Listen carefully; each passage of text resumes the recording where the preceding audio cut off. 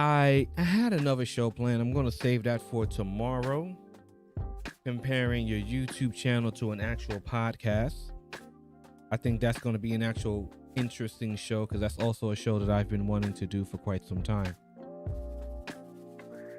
But what I want to talk about tonight is the concept that I hear a lot. A concept that people come and talk to me about a lot too. The concept of mainstream reach. Some would even call it Hollywood. And that's a little bit too red.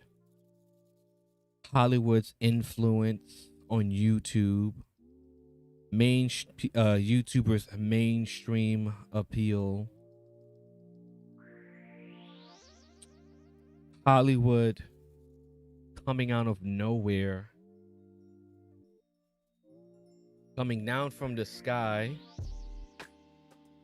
Hollywood coming down from the sky just to come to sectors of YouTube and reap the benefits.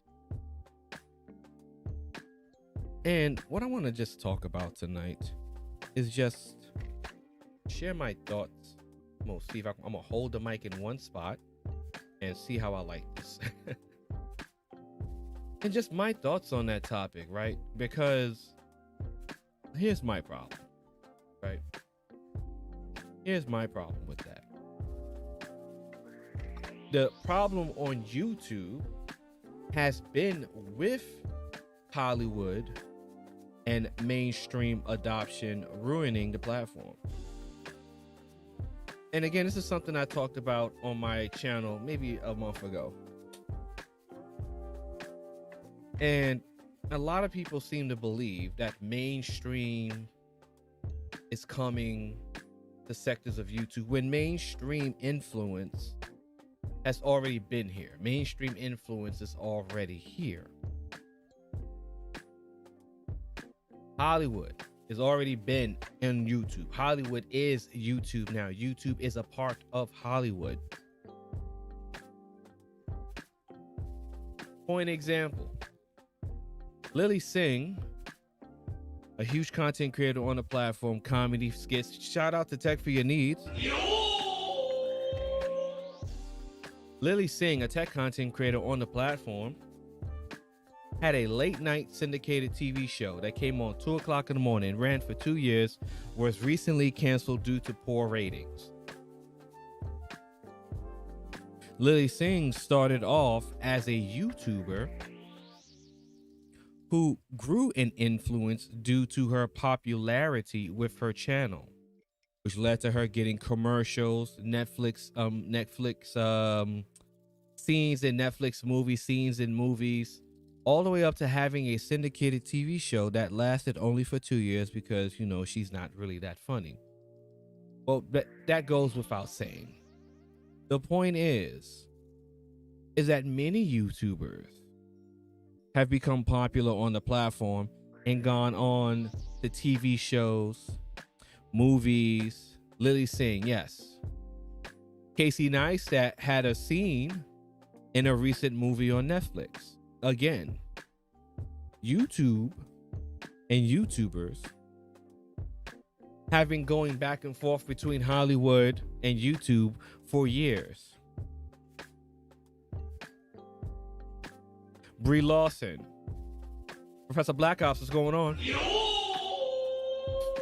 Brie Larson, an actress from King Kong, Captain Marvel, Avengers Endgame, came to YouTube with a channel, got 400,000 subscribers.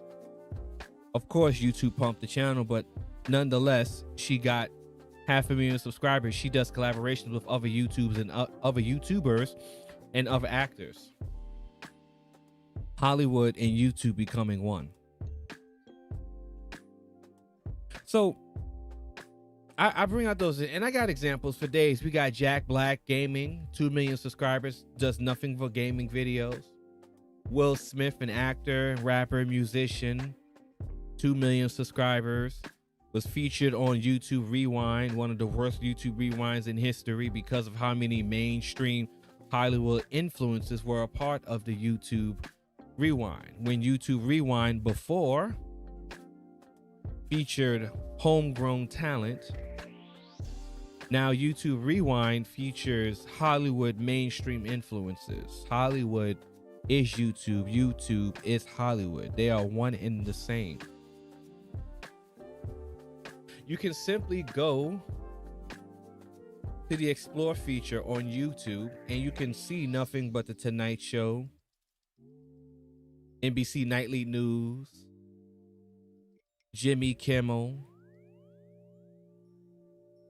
movie stars, Vivo, record labels, artists, rappers, R&B singers. Sprinkled in there, of course, you got a couple of the original content creators, but the majority of the people there are mainstream influences, Hollywood influences. So when we're looking at these many examples, and for the people who know, they know what I'm talking about. When you look at these many examples, and then you think to yourself, okay, so I know all of these things. So what is going to change? What is really going to change to the point where one person changes that? And that'll never happen, right? Because that's already a thing. MKBHD started off as a young 13-year-old tech reviewer, has 13 million subscribers, billboards in Times Square, New York City, on the sides of buses, has done interviews with Barack Obama, Elon Musk, and Bill Gates.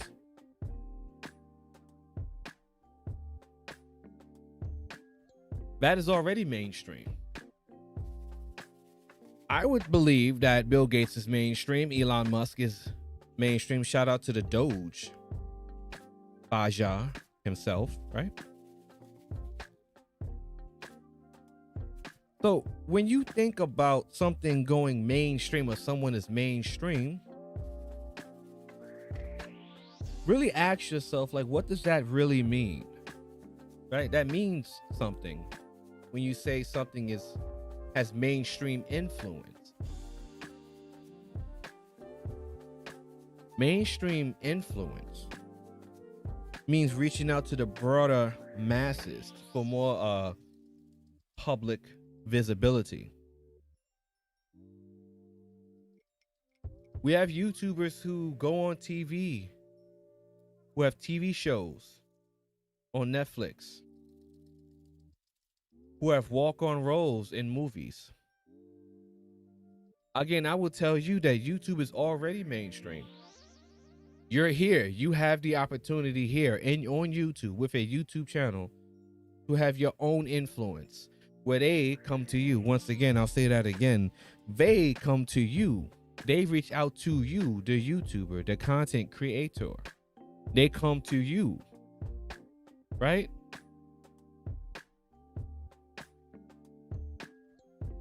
We got in the chat room. Nick Taylor, and he interviewed someone more interesting than all of them, in my opinion. Neil deGrasse.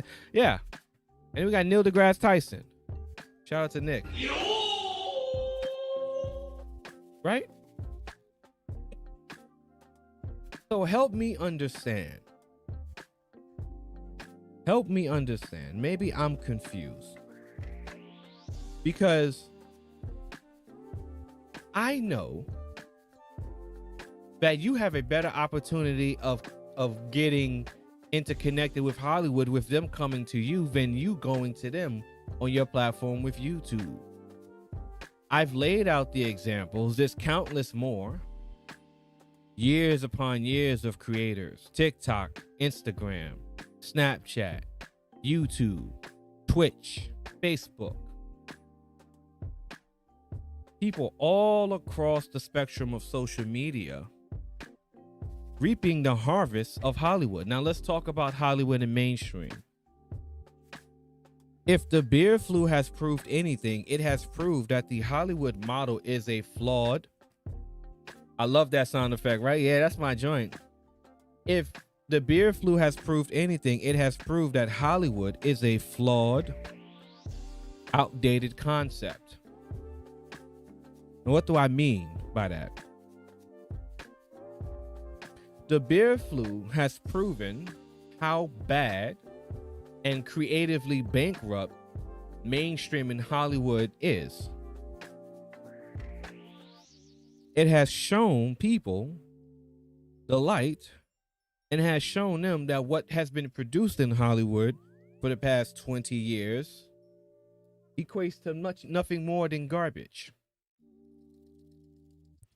Movies, prices dropped, streaming views dropped, streaming original movies, garbage.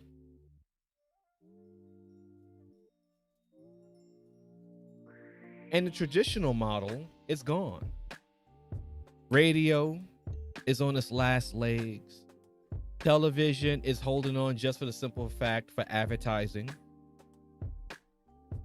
So you are on and you have access to one of the biggest platforms on the face of this earth to gain visibility and to gain influence. And your goal, the tippy top for you is to have a walking corpse, which is Hollywood, come to you so you can do business with somebody that's already dead. Message. I mean, think about it for a second. If it wasn't for the meme stock revolution of AMC would be dead. What movie? No movie theaters. The movie industry would be on its last leg. It already is. Oscars suffered a massive drop.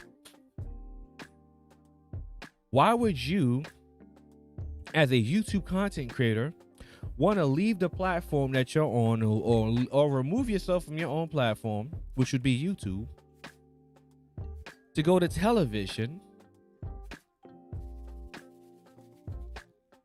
where your content is going to be put against the mainstream and it's going to fail? You see, TV is mainstream, right? TV is an example of mainstream. That's why Lily Singh's show failed. You see, on YouTube, and I know I sound like I'm contradicting myself, but I'm going to explain it. Just give me a minute. I'm going to explain why I'm saying these things. And there's two sides of the argument. Lily Singh's show failed not only because it genuinely was not funny. Lily Singh's show failed because her content on YouTube existed in an echo chamber. You see, YouTube, you can create an echo chamber and protect yourself from opposing views and opinions. You can shield yourself from discourse. So when you shield yourself from discourse, you'll never know how people really truly think or what they think about your content because you exist in a bubble. Oh, we got Hannah Jones in the building. Appreciate you for pulling up. Third shift. So Lily Singh on YouTube was super funny, super interesting. She was great, amazing, yada, yada, yada, etc., etc., etc. But she gets a late night TV show and brings this type of echo chamber content to a mainstream audience, which is late night syndicated TV. And the results were what you could expect. The show fucking bombed. bombed, you know it, bombed for 2 years. It only was kept up for the imagery and the virtue signaling that her show premiered. Racism, anti-white jokes, you know, LGBTQTIA plus whatever. All of these things, right? And presented that to a mainstream audience. And that experiment showed that not all YouTube content creators are ready for mainstream influence or exposure. And not because they're not ready, not because their content is not up to par,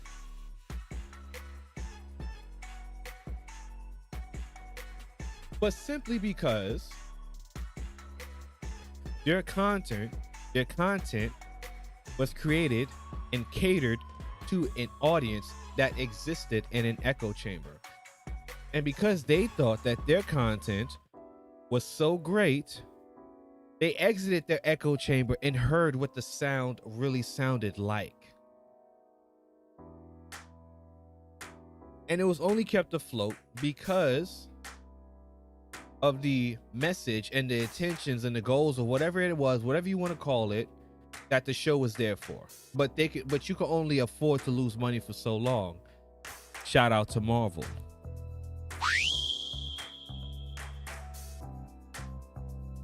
So now, no more show for Lily Singh. The experiment is over. The echo chamber could not save you. So looking at that, looking at this example, how can we apply that to other situations? How can we apply that to other situations on YouTube?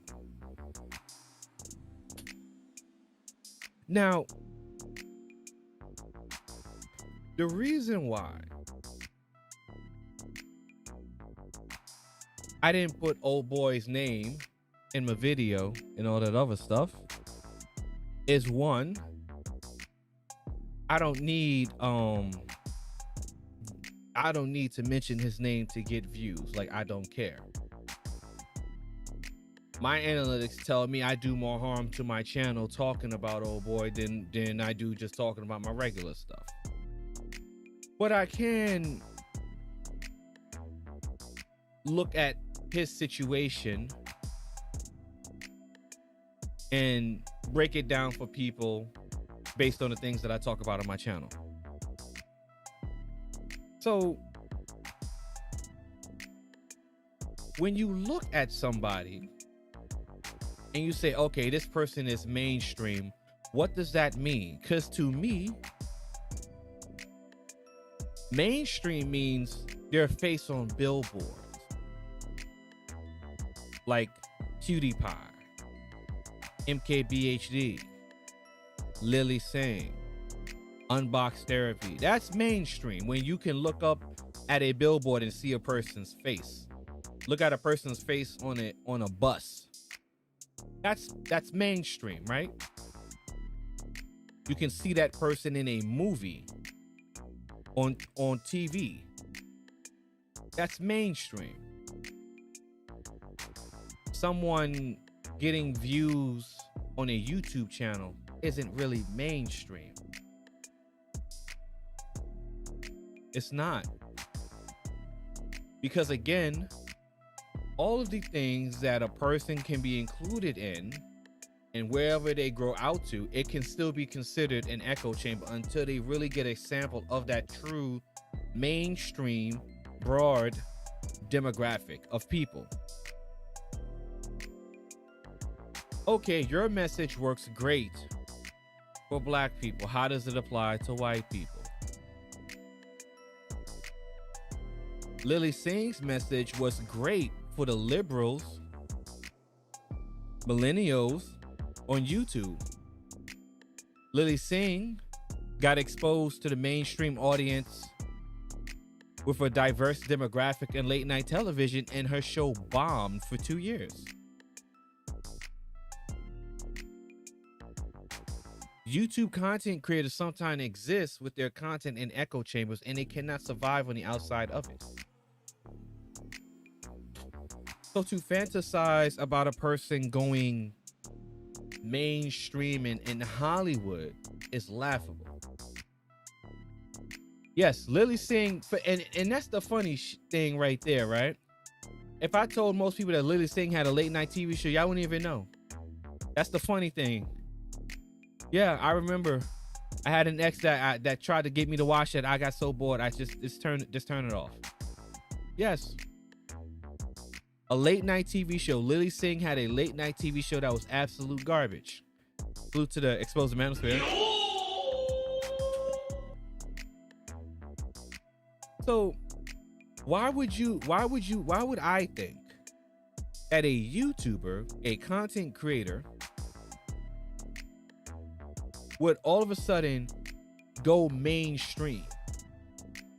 When mainstream means far bigger things than just being on another YouTuber's channel with 1 million subscribers and things like that, right?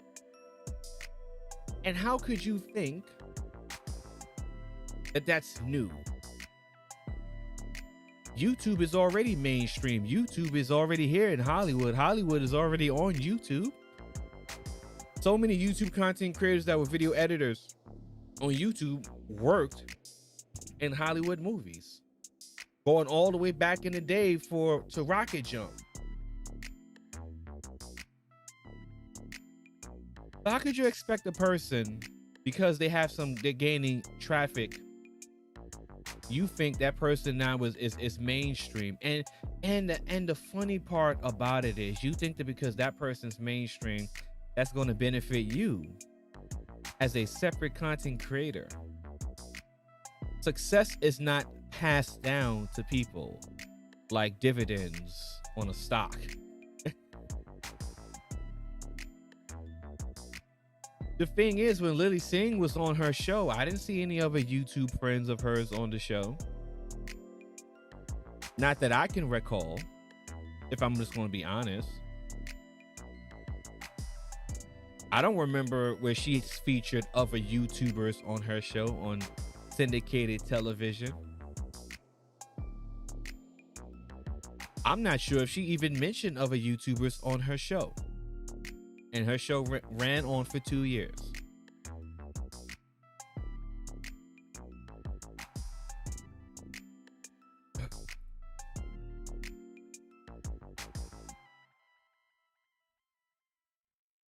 What is this?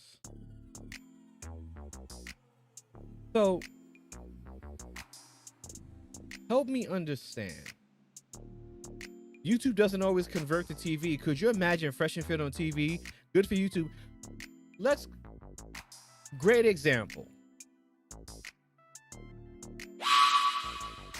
Great example. Fresh and Fit TV, right? They're mainstream. They're gonna have a television show. You think so? Is that what you think? YouTube is its own echo chamber of content. Mainstream influence, mainstream audiences is built of a diverse grouping of people. Your content has to appeal to the majority, leveraging one way or the other. Yes, Fox News appeals to white conservatives, but black conservatives watch Fox News as well. So if Fox News was to say, well, so all of a sudden Fox News was to turn up the racism, you know, and say, fuck the black naggers, like, they would lose their black audience, obviously. Believe it or not, male content, women watch that. Now imagine you taking that concept and putting it into a broader audience where you have men who don't agree with what you're saying, and they represent the majority and not the minority, because you are in the echo chamber on YouTube. You think your minority is the majority, but when you go into the broader scheme of things, the broader influence of when you are experienced to diverse audiences in mainstream, right, TV, news, television, radio, whatever, you'll see that your small community that you thought was big because you're in it, the concepts don't really appeal, don't really transfer that well over to the general demographics.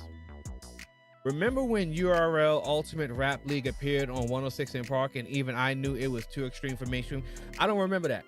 I remember the 106 in Park freestyles. So now let's come back to, calm down. I don't know, might be the instrumental. So what's this in the chat room? I can't see. The chat is so slow. CNN or MSNBC could say bleep them bleeps, like you just said, and that will brush it off as a mistake. Ideology trumps before. Absolutely, that's true. A lot of people won't survive that, though. We have seen in the past, a lot of people didn't make it out of that, but that's true. Salute to Nick. It was temporarily when Barrow was one. Okay, I stopped watching after that. So then let's take a look. Let's come back to YouTube. So people think that because someone is getting successful on YouTube, that's instantly going to translate to them being on syndicated television, radio, having their own show, spreading their influence, and somehow that's going to benefit you. Confusing nonetheless, and problematic as well. You see, the problem is that when you think that someone gaining mainstream influence is new on a platform that has actors with YouTube channels, that's a lack of understanding. There's a lack of due diligence in understanding the platform. Individually, by yourself, you have just as much power, if not more power, than an actor. You have more influence in reaching people, or you have just the same amount of influence of reaching people like a Will Smith, a Brie Larson, a Jack Black, a Sky Jackson, a Chloe Bailey. You do with your channel. And you have the opportunity yourself to be creative, to be successful, and to be great. I'm YouTube successful. Look at my numbers. I got the streets talking with my 3 subscribers. I'm out of here. Shout out Iranian woman. What's going on?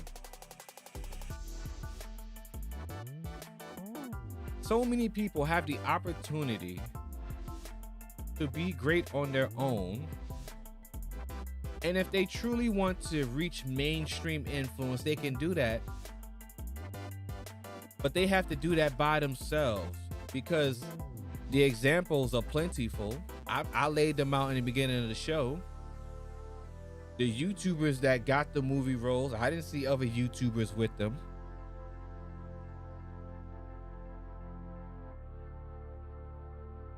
When they called certain YouTubers up to do a walk-on role, I didn't see more than one YouTuber with them. When they had their TV shows, I didn't see another YouTuber on their TV show. When they had their advertisements on the side of billboards and buses in Times Square, I didn't see, hey, this is my friend that does content with me. Check his channel out too. Check her channel out too. You don't see that. So why do you think that would change? Why do you think that would be different? Dr. Disrespect, a huge content creator on Twitch, is on YouTube, has brand deals with DraftKings. That's mainstream.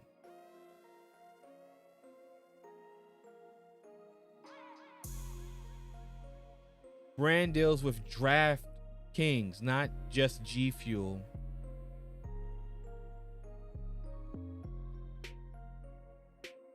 That's mainstream. 100 Thieves, an esports brand. Millions upon millions of dollars of revenue. It's also a wide world renowned esports clothing brand as well. Mainstream. Sponsors, Drake. Whatever other rapper I forgot. The white boy that passed, I believe, Mac Mill, whatever the guy named. No, I don't know, rappers. I forget their names. Mainstream appeal.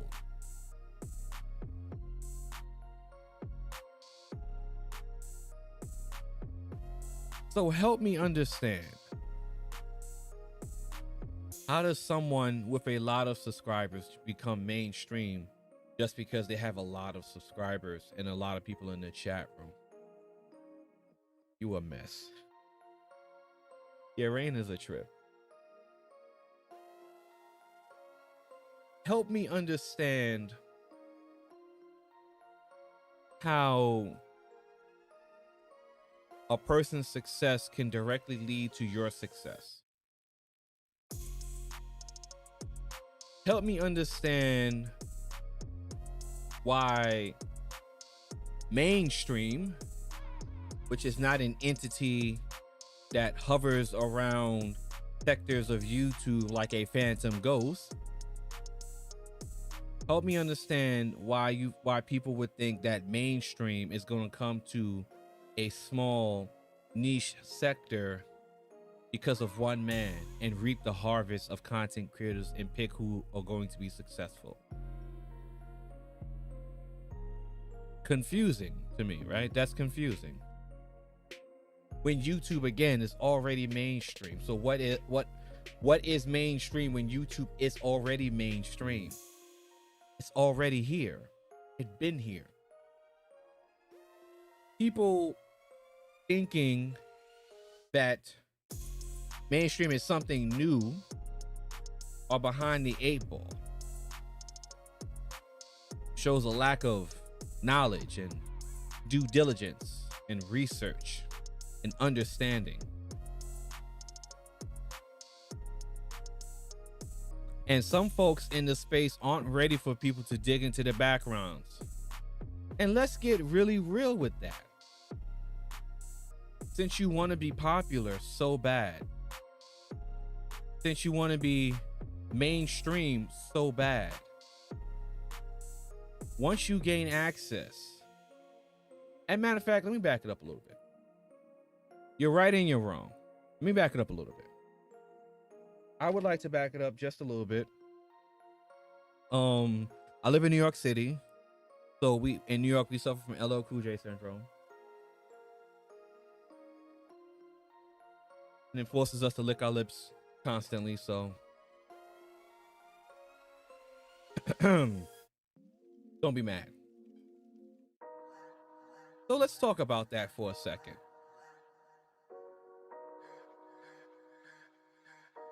The reason why people look up into your background, because that's the attention you're drawing, that's the attention you're attracting. No one's looking up Mr. Beast's background. Matter of fact, the reason why no one's looking up Mr. Beast's background because there's nothing really much to hide.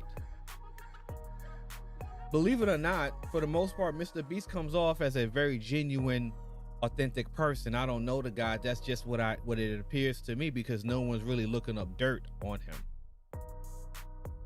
Same thing with Flossie Carter, MKBHD, Mr. Who's the Boss, Your Average Consumer, Unbox Therapy. He has a little funniness behind him. Tech Source,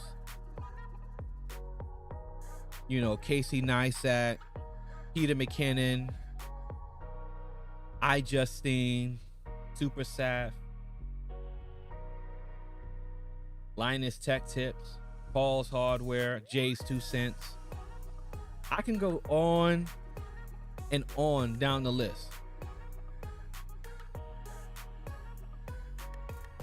But I was doxxed twice before the pandemic by someone from North Philly, and all they found out is I am who I am. They couldn't debunk my argument. Absolutely.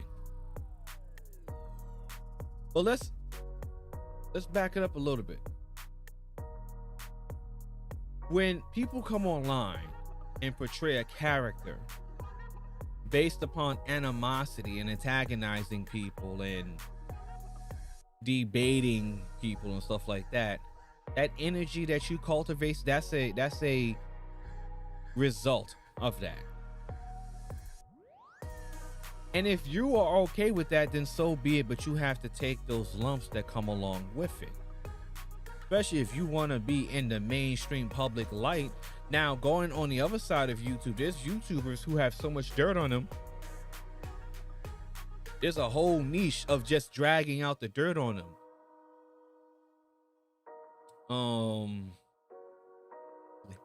Here is Leafy comes to mind. Keemstar comes to mind. The Quartering comes to mind. I forgot the Irish content creator's name. People's dirty laundry became, certain content creators' dirty laundry became a whole algorithm. Shane Dawson, that white guy, YouTube, the makeup dude. Okay? Boogie 299, EDP 45. People's lives can become an algorithm itself based upon the dirt that's behind the facade of their character that they put on YouTube.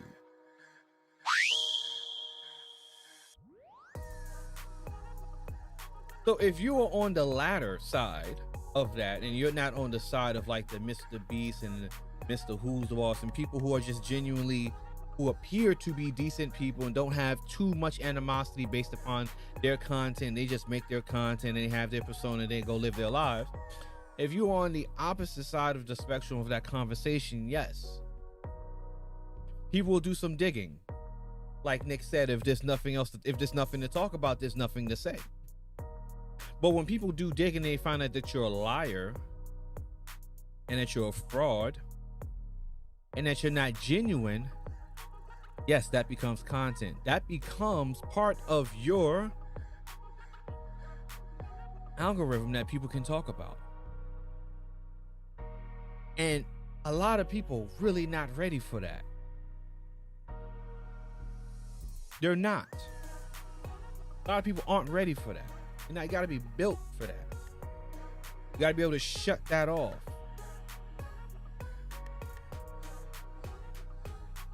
People drag YouTubers all the time on social media. All the time.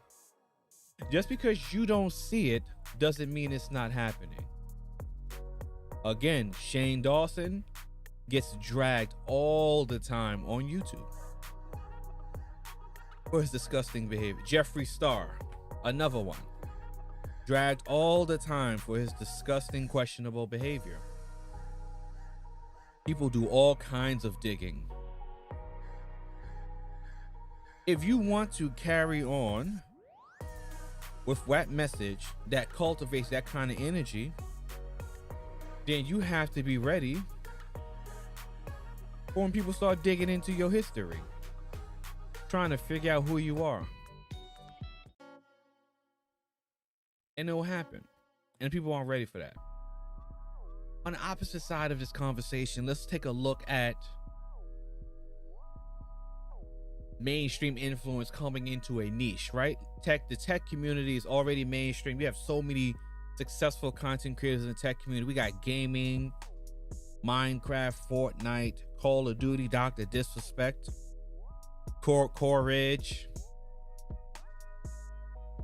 photography, Peter McKinnon, Casey Neistat, vlogging, YouTuber, creator, entrepreneur, niches, Roberto Blake, Jade Dahmer was on. I can't pronounce the girl name. What happens when that level of eyesight from mainstream audiences or so-called mainstream audiences comes into a particular niche that's not used to that kind of eyes, that's not used to that kind of attention? Again, mainstream is already on YouTube. They're just not paying attention to everything that's on the platform. What happens when people start paying attention? What do you really think is going to happen?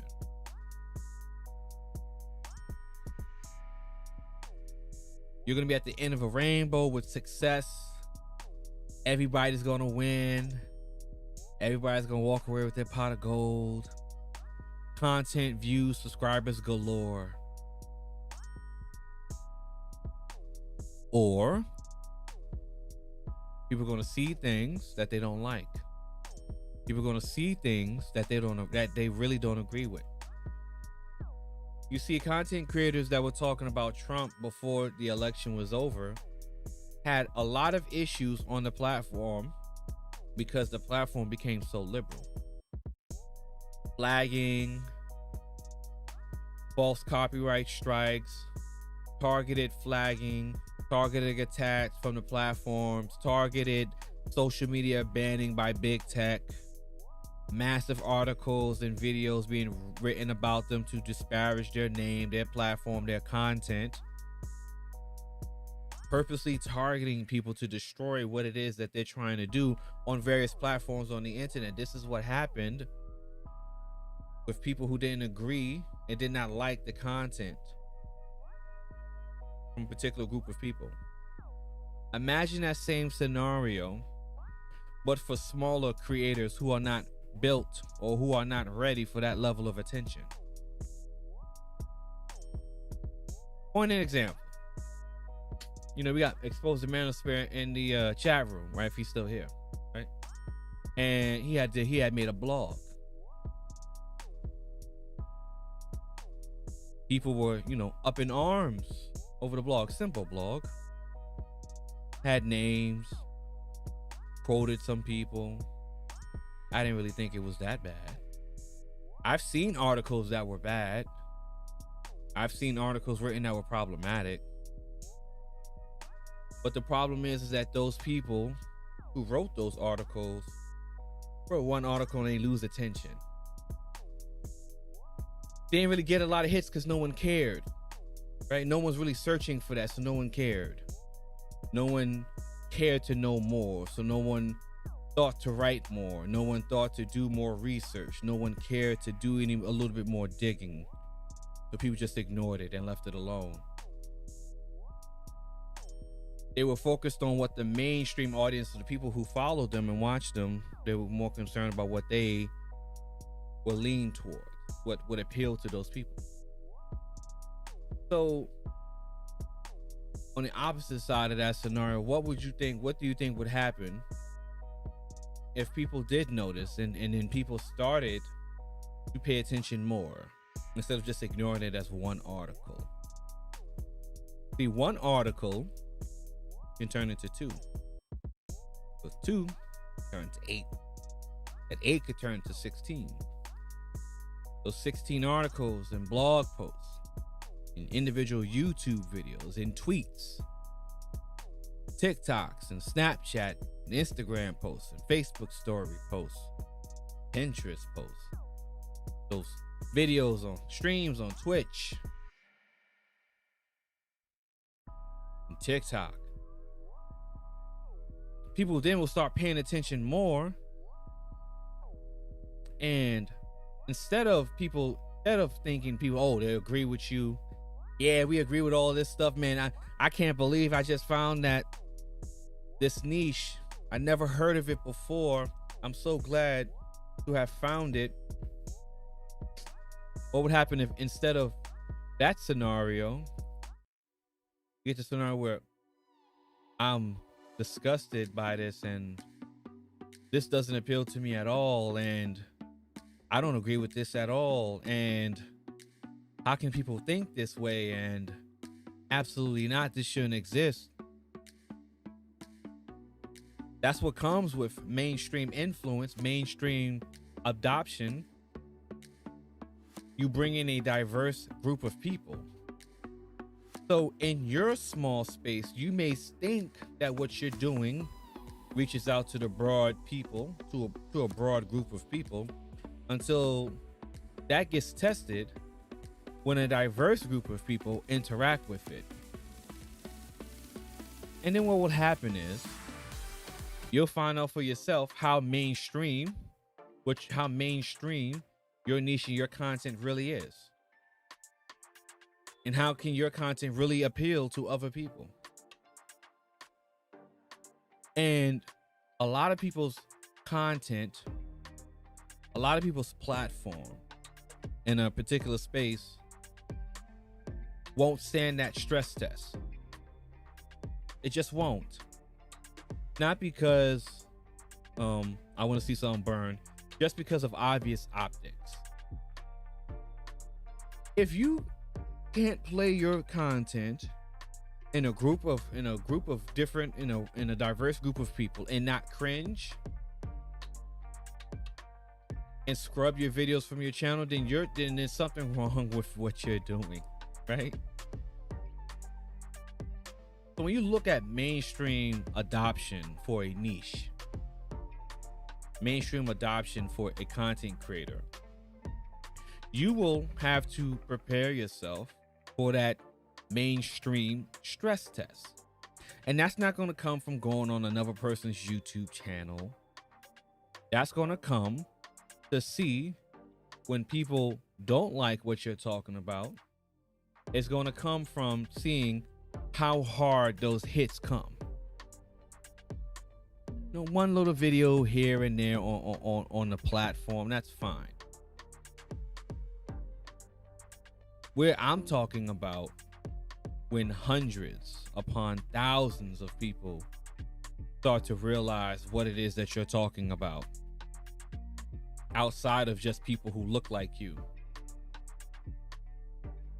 You see, the difference between blog posts and YouTube videos is that YouTube videos get really good SEO and it can really pop up on Google search terms. However, people's blog posts, for whatever reason, has dominance when you type it up on Google search. It's just this SEO, the system just picks it up more. Just how it goes. So when you have writers and bloggers, and when they start writing about you and start linking your videos, talking about how they don't like your content, how your content doesn't appeal to regular people or the mainstream audience, or how your content is harmful, we'll see what happens. We shall see. But to come back to the top of what I'm trying to say, I don't think the goal for a content creator on YouTube should be mainstream Hollywood. You can be better than Hollywood by improving your own platform. You don't need a dying system that is Hollywood, that is television and radio, to be successful.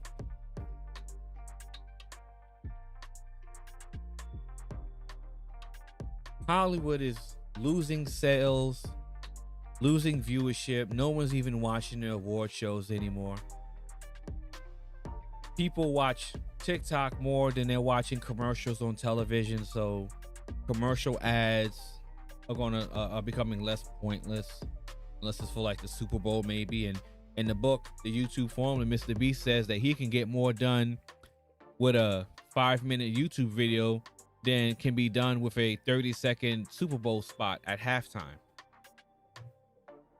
So if that kind of power, with that kind of leverage, why would you give that up to be on someone's funky TV show? Just to say you were on TV. You can have brands come to you. You can have Nike come to you, Adidas, Red Bull, Sony, Toshiba, Canon, Samsung. You can have these companies come to you on your platform without you having to reach out and gain mainstream influence so that they can churn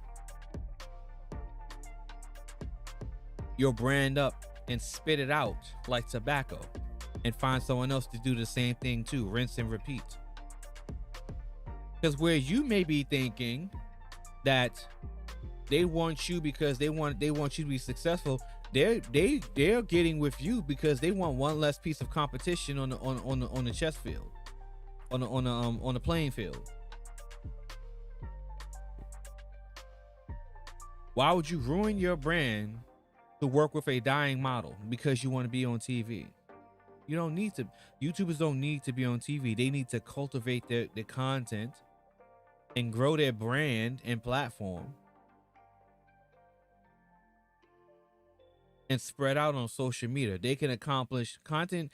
Established content creators can accomplish far more than a simple TV show or radio show can, or even a movie studio can, or even an advertising agency can. Why pay hundreds upon hundreds of thousands of dollars to get on a billboard when you can pay a YouTuber with 1 million subscribers to do a 5-minute video and gain 20 million impressions?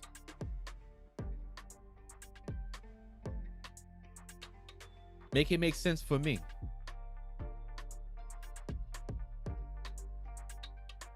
But for people that don't know these things, it would behoove them to do some due diligence and find it out. Because the information is here. The biggest search engine on the internet next to Google is YouTube.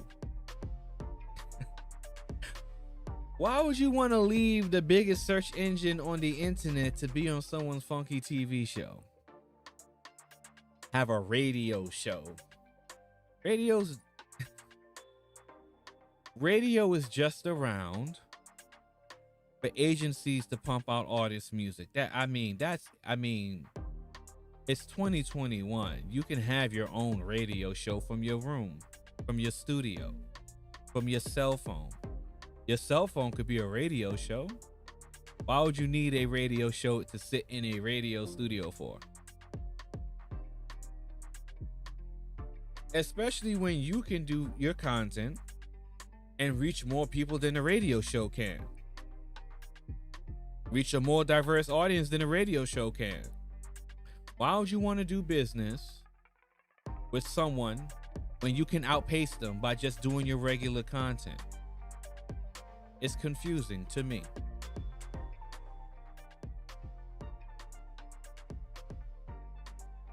And that's what's confusing me about this whole mainstream Hollywood concept, is creators don't understand the power that you have being a creator, because they're not really creating anything.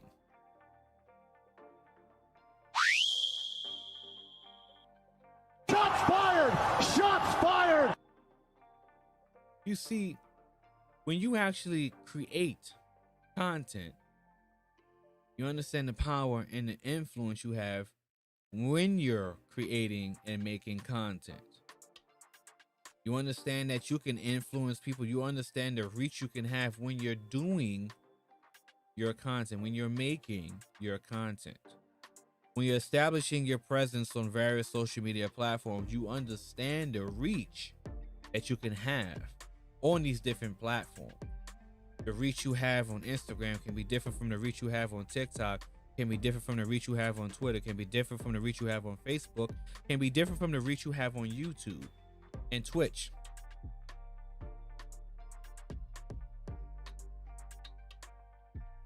Hey, Keep It Techie's in the building.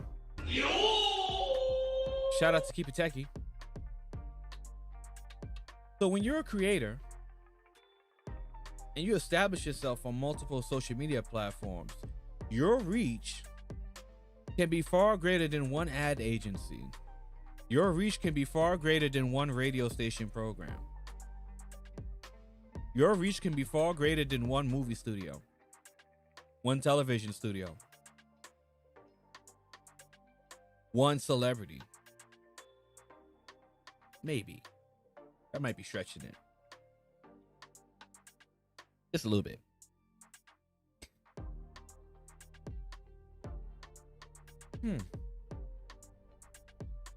People don't understand the power that they have because they don't take the time to create. I think people would understand the power they have much more if they actually took the time to create things instead of debating about the success they're going to get without creating anything at all.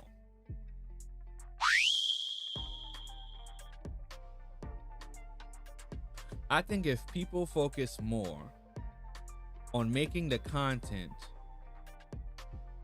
and establishing their platform on whatever it is they wish to establish their platform on, they would see the success they want more than fantasizing of the success that they're probably never going to get without even establishing themselves as competent content creators. And that's not establishing yourself as a competent content creator on one platform.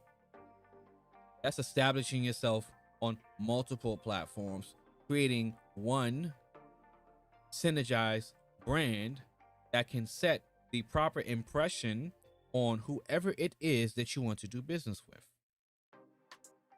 You can't talk about mainstream influences if you're not known for doing business with brands and companies. You see, once you really get involved with the creator economy, you realize that these brands and these companies are an additional source of income and influence for you. Point here. You have a great brand, but you think that you don't need companies. But Pepsi pays you money to advertise their product on your channel. One, you get a ton of money for doing it. Two, you get brand recognition as someone who's done business with freaking Pepsi. And that's huge. That's big. Not only are you getting money, but you're getting influence from doing business with them. Reebok, Nike, Adidas. You can take the company's money because not only are you taking their money, but you're taking some influence with you.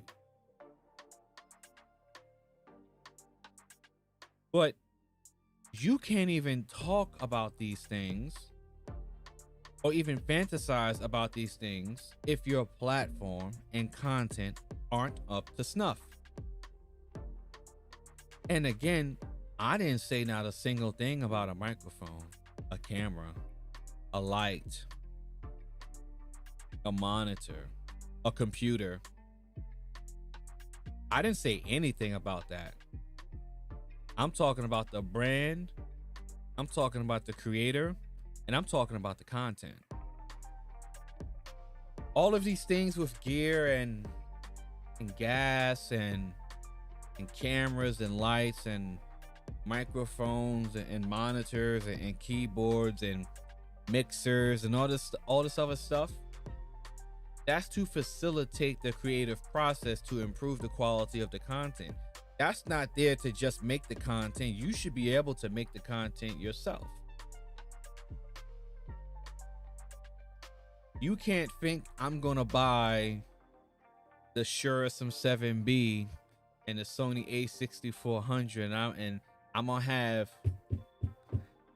have BET knocking on my door to have me on their platform. That's not how it works.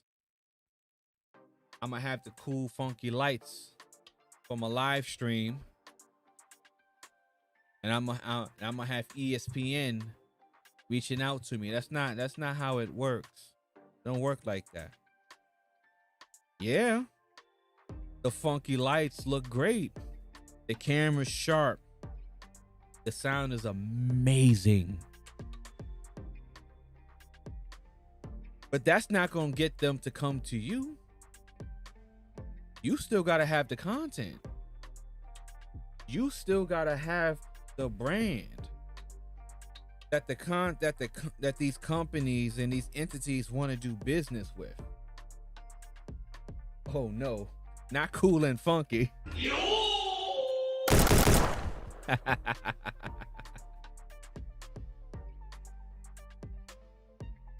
You gotta have the whole package to get these mainstream companies and get this mainstream influence that you wish to get. They're not going to do business with you because you have dope talking points.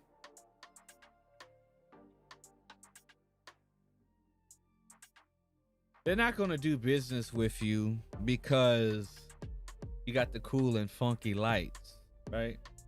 You got the dope mic, or you got the shades on. Let me see. Let's see. Can we get the shades? Can we get you to focus on the shades, please? There we go. Look at that, right? We're not gonna. You're mainstream, so because you got the shades on and the lights and the dope camera and the mic, that doesn't mean you gonna get mainstream influence and you made it. Have 50,000 people in your chat room. That don't mean you made it. Super chats filling the screen. That don't mean you made it. That means you're successful. That doesn't mean that you're mainstream now, or that you're going to be. A lot of YouTubers have risen to the pinnacle of content creation and brand recognition and have fallen off and disappeared into the dark, never to be heard or seen from again. Dopey Frank was at the top of his game mid 2000s and is doing his own thing, and no one's talking about him. Plenty of YouTubers from the golden age of YouTube at the tippity top of the mountain now are not popular anymore and forgotten. And those are people with 2.5, 3.55 million subscribers. Just PewDiePie has 100 million subscribers, but people talk about Mr. Beast more. PewDiePie is pretty much at this point retired.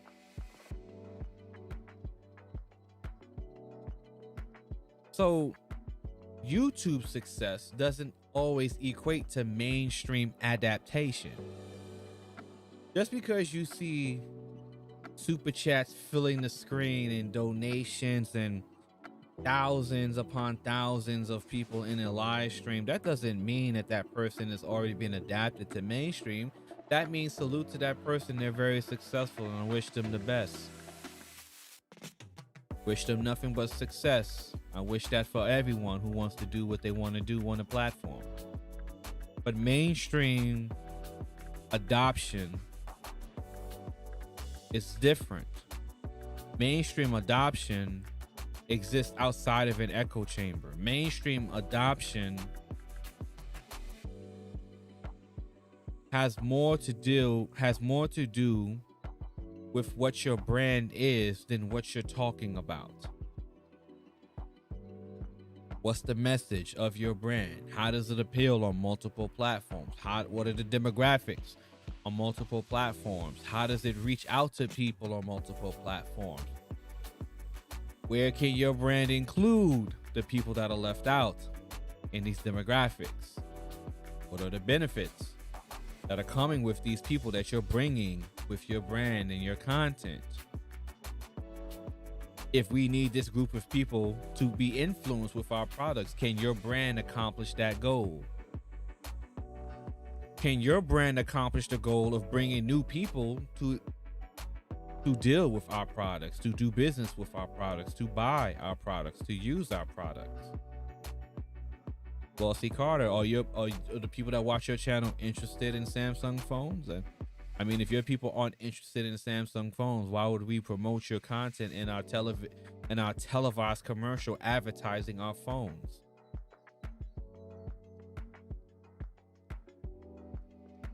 And at the end of the day,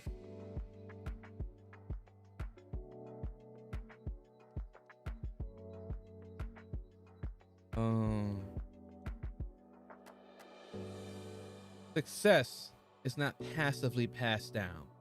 Success is not passed down because a person is successful. Success isn't given to you because someone else is successful, and that's automatically going to come and get passed down to you because people are looking at what he's looking at. If you haven't looked at the numbers, looked at the data, looked at the analytics, if you haven't looked at the numbers to determine that the people looking at him are the people that are exactly looking at you, then you can't make that assumption. And why would you even want to sell yourself so short to think that the only way you're going to be successful is because someone else is more successful than you, and that their success is you're going to be able to leech some success off of them like a parasite, like a crab in a bucket? You're only going to reach the tippy top of what you want to do because they're reaching the top of what they're going to do or what they want to do? As a creator, you don't believe in what you're doing so much that you don't believe you can be successful on your own without needing to latch on to someone else's rocket ship? If they're going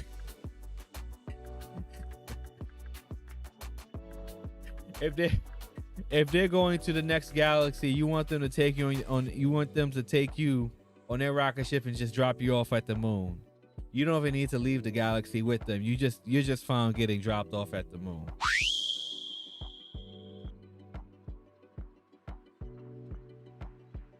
I don't think anybody should sell themselves short just for the simple fact that someone else is more successful than them.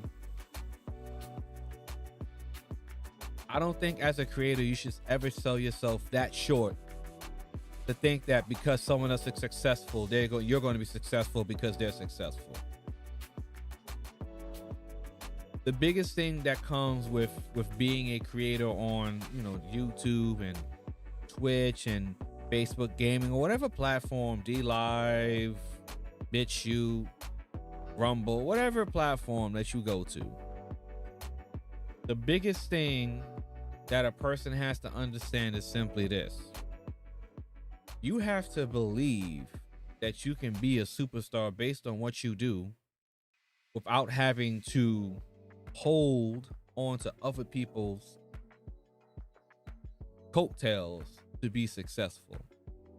And if you don't believe you can be successful on your own without riding the coattails of other content creators,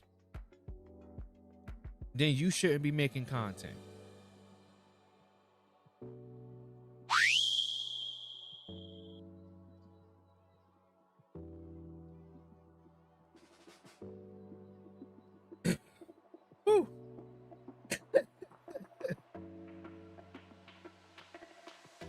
If you don't believe in yourself that you can be great on your own, if your reality is so fractured that you don't believe that you can be great on your own without the need of riding another content creator's coattails, then you don't need to be making content. Or at the very least, you need to reevaluate what it is that you're actually doing on the platform that you're making content for. What is your purpose for making content? Because if you're following your purpose of making content, of what you truly enjoy doing on the platform, then you shouldn't feel the need to hold on to another content creator's coattails, hoping that their success is going to leech off of you like a parasite, and you're going to get a little bit of their success with them. You're selling yourself short. And so many people have this mindset, staring up at the stars, wishing that they can be on a failed radio show, failing radio show, wishing they could be on a failed or failing television show, wishing that they could be on a failed or failing movie studio or movie franchise.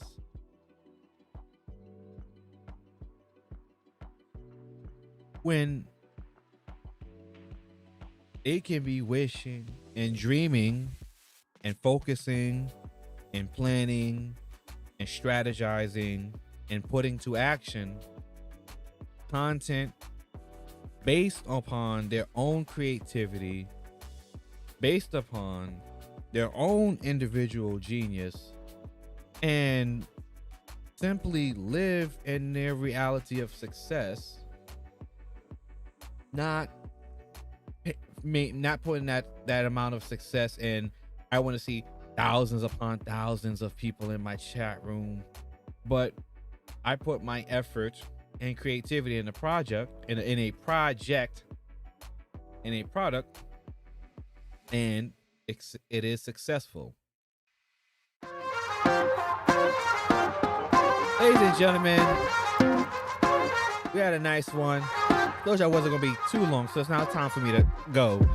Ladies and gentlemen, my name is COVD Technician. I'm glad you guys tuned in for the super late night. It was a great show. I really wanted to get that out. I really just wanted to address that. I'm gonna chop and screw this and edit this up. You know how I do. Shout out to the people watching, Nick, Hanlon, Exposed Manosphere, Keep It Taking, Rated Woman, everybody that's in the chat room, Professor Black Ops. I appreciate you guys tuning in. Super duper late night, but you know how it is when I play the song. Thank you. Goodbye. Good night.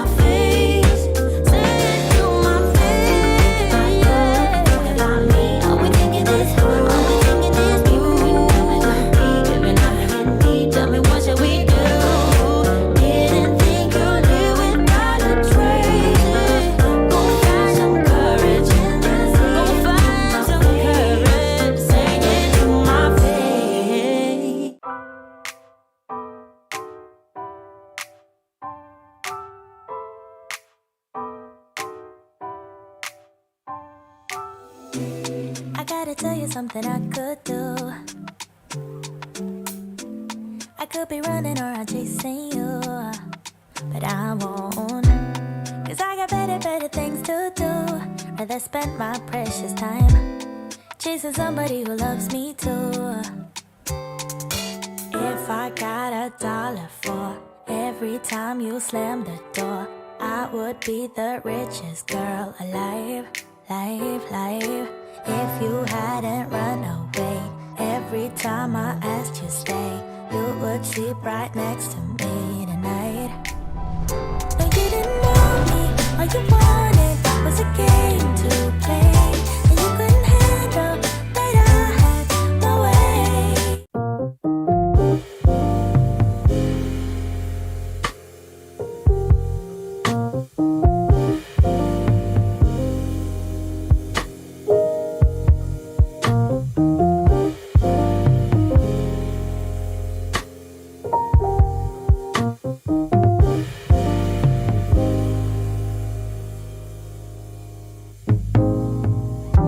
I will never leave you in the pouring rain. And no matter what we go through, love will still remain. So do what you want, baby. You and me in the sun. Know that I still be here when the day is done. So come a little bit closer, and I'll tell you what I feel inside. You know I'm gonna wait on you. I'm gonna wait on you. You know I'm gonna wait on you. Yes, I'm gonna wait on you. No one's gonna love you like I do. So glad that I found you. You're the missing piece, the last piece of the puzzle. I'm finally at ease. So when times are rough and the promises we make just seem so hollow,